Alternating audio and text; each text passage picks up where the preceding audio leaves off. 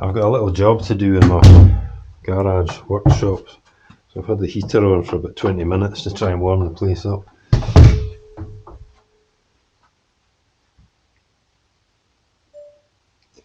Somebody's given me this Honda CG125 replacement alternator windings to do a little job on.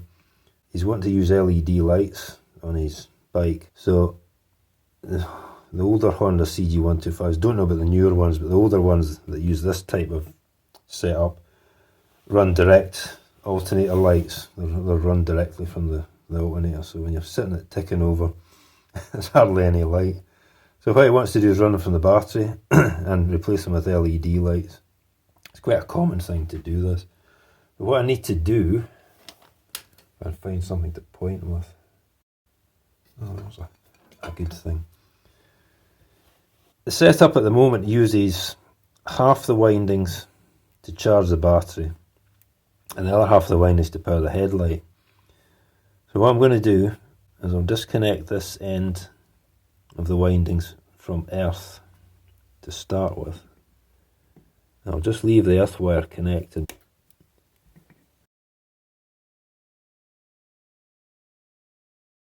And I'll take the centre tap here, the yellow one, and if I can get in there, I'll cut that as well. Alright, there we go. So that's the centre of the windings. Now what I need to do is join these back together and then make them safe. So because it's a transformer wire with insulation, a very thin insulation, I'll need to scrape the ends of it to clear it off.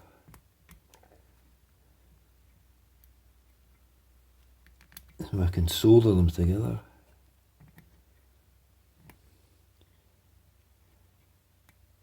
This is obviously not a genuine Honda one, it's much lower quality than that.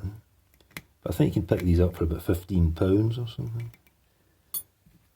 They need to be joined together and just made safe. But this other one, which is the other end of the coil, I'm going to unwind it slightly,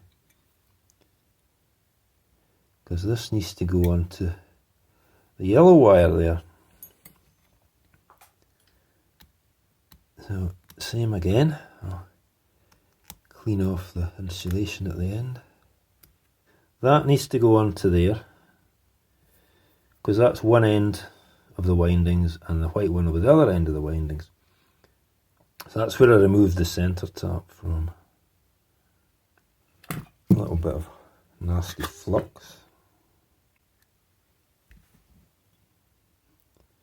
Just a tiny little bit on there. I'm not going to be able to wash it off too easily.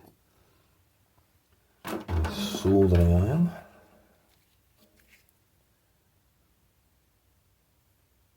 And a little bit of solder. And let's get that onto there.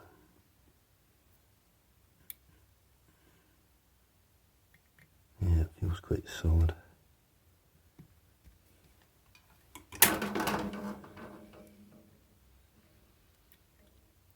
Right, so what I need to do is join these two together.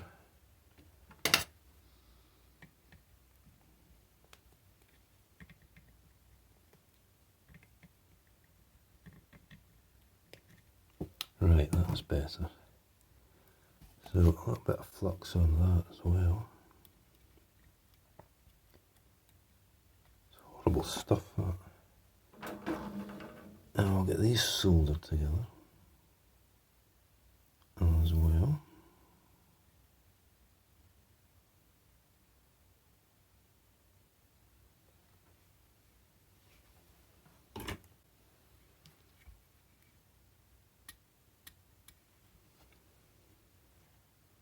Yeah, that's not bad. Right, I'm going to clean these up with a bit of solvent or something.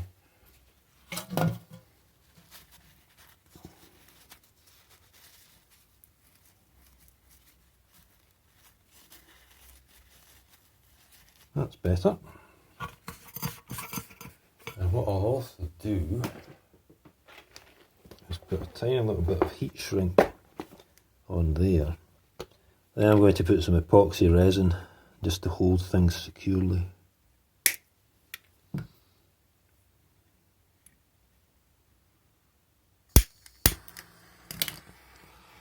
just very quickly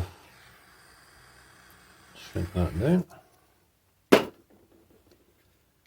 And then I'll mix up some epoxy resin.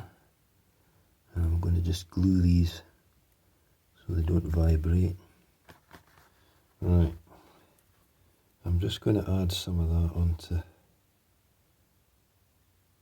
these windings to hold that wire, because it could vibrate the way it's routed.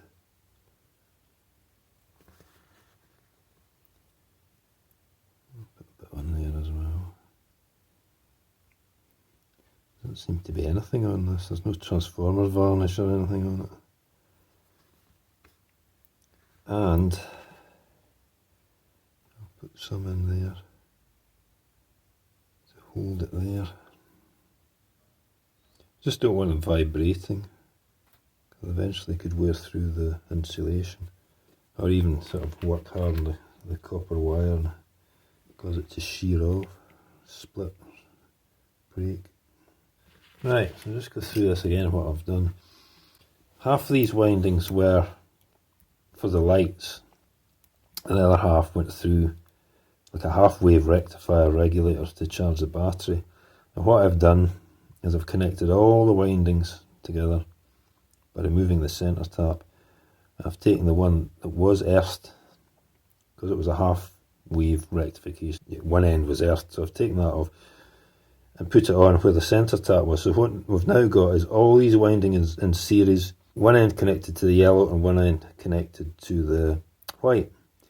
These two wires go up to a regulator rectifier. If I remember right, the CG125 Alternator is like a 90 watt output. So we use something like a 120 watt or 125 watt regulator rectifier. Well, that's that modification completed. It's ready to be used, fitted to a bike. I might do another video with some drawings and things in it, just showing you exactly how it's connected, the modifications you would need to make to run the lights from the battery, and the type of regulator rectifier you'd need to use.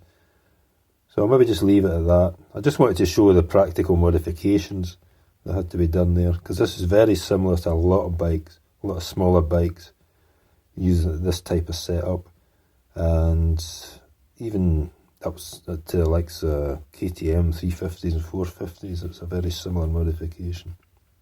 Lots of little pit bikes and things like that. But I'll leave it at that. I'll say I might do another video showing, with some drawings and things, showing the other modifications that need to be done to make it work.